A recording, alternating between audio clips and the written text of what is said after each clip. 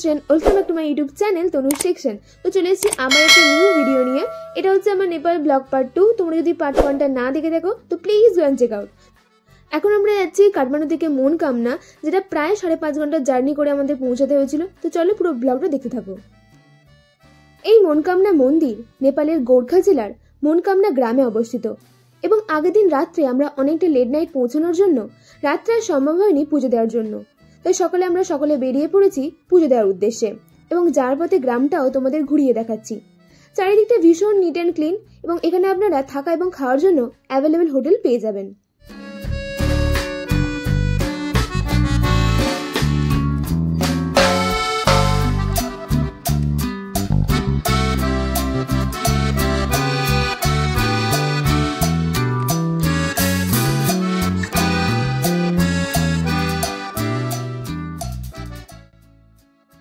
এই সেই মনকামনা টেম্পল। এখানে দেবী দুর্গা তার ভগবতী রূপে পূজিত হন।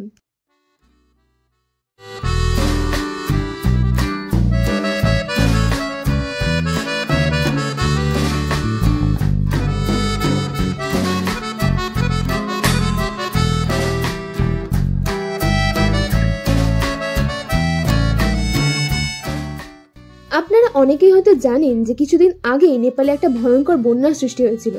সেই কারণে মন্দিরে আসার জন্য যে প্রধান রাস্তা কেবল কার সেটা বন্ধ ছিল। ইভেন আমরা শুধুমাত্র মনকামনা মায়ের দর্শন করার জন্য ওখানকার লোকাল গাড়িতে অতি দুর্গম পথ অতিক্রম করে গিয়েছিলাম।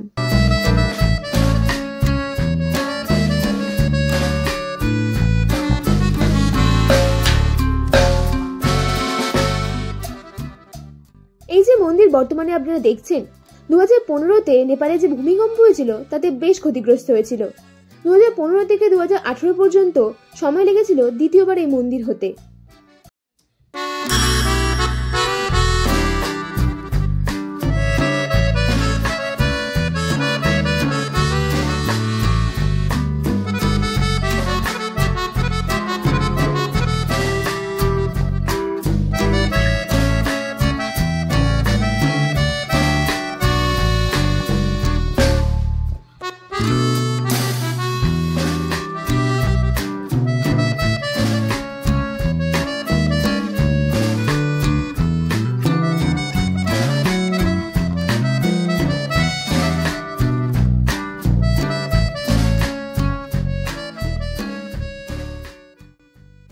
পথের দুধারে মাথা উঁচু করে দাঁড়িয়ে থাকা পাহাড় আর তাতে ধাক্কা খাওয়া মেঘগুলোকে দেখতে দেখতে আমরা মনকামনা থেকে বেরিয়ে পড়েছি বেনির উদ্দেশ্যে।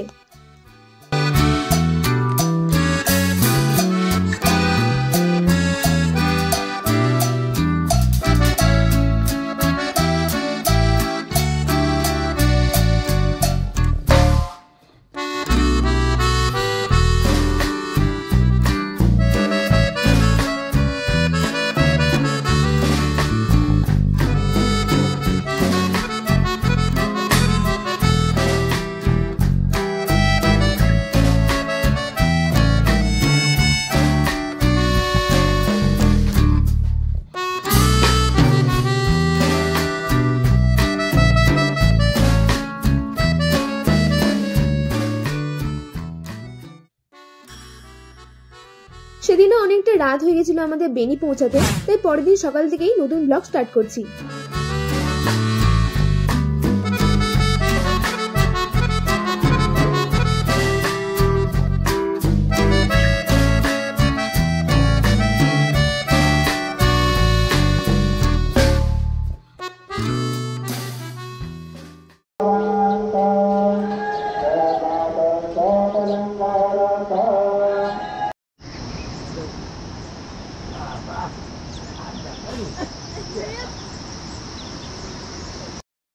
চারিদিকে পাহাড় আর পাহাড়ের কোলে একটা ছোট্ট মন্দির।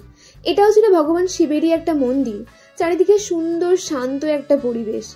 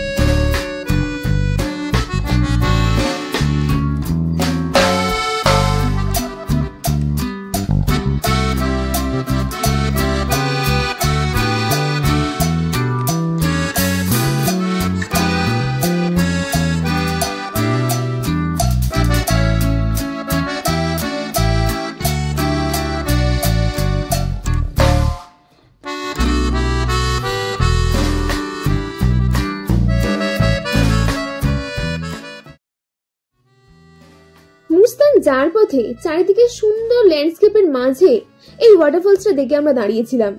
এই ওয়াটারফলসটা সামনে থেকে যতটা সুন্দর, যতটা হিউজ দেখেছিলাম তার 1% হয়তো ক্যামেরাতে এসছে। অসম্ভব সুন্দর ছিল এই জায়গাটা।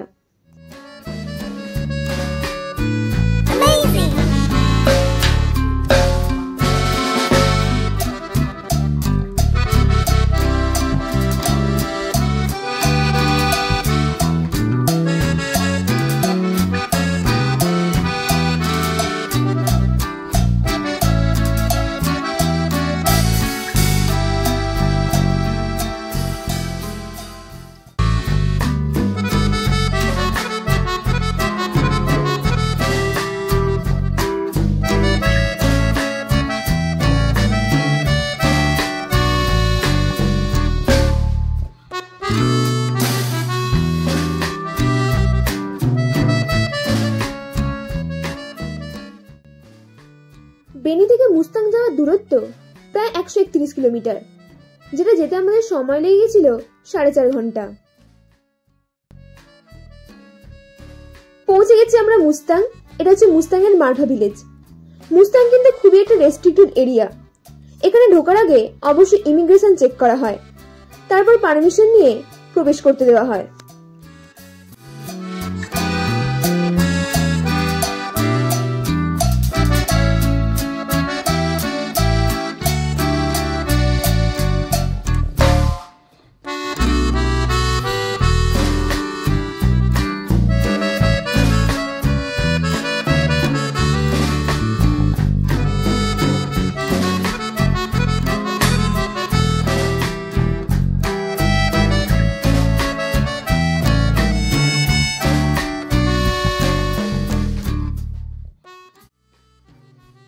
এই গ্রামটা পুরোটাই অন্নপূর্ণা কনজারভেশন এরিয়ার মধ্যে পড়ে।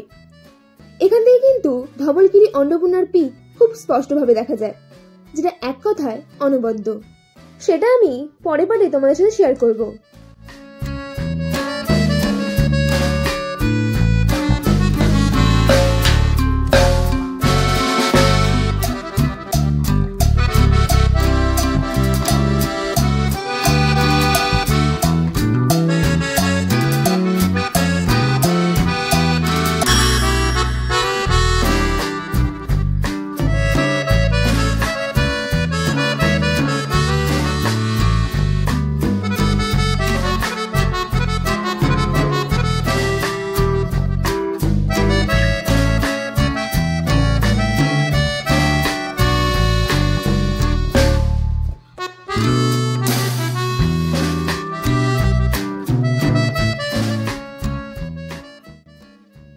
এই গ্রামটা ছবির ক্যানভাসের থেকেও সুন্দর।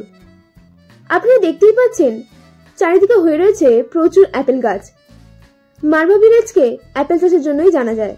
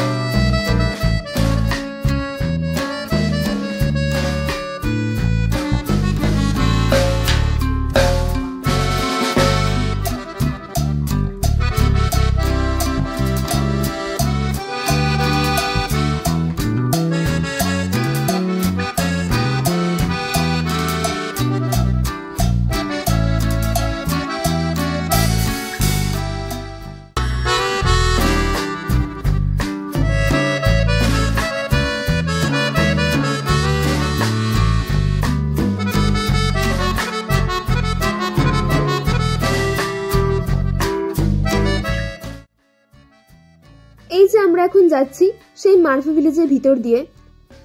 আমি কখনো ইমাজিনই করতে পারিনি এত সুন্দর একটা ভিলেজ হতে পারে। চারিদিকটা ছবির মতো সুন্দর লাগছিল।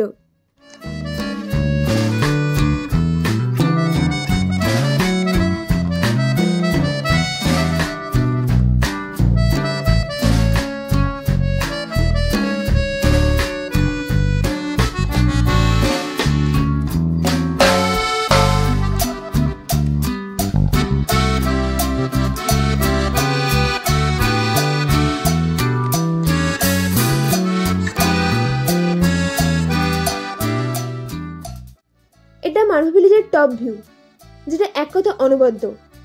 আজকে রাতটা আমরা মারফি ভিলেজে স্টে করব। তো আজকের ভিডিওটা এখানেই শেষ করছি। ভালো লাগে ডু লাইক, শেয়ার, সাবস্ক্রাইব এবং তাড়াতাড়ি আসছি পরের পার্ট নিয়ে। ততক্ষণে স্টে টিউনড।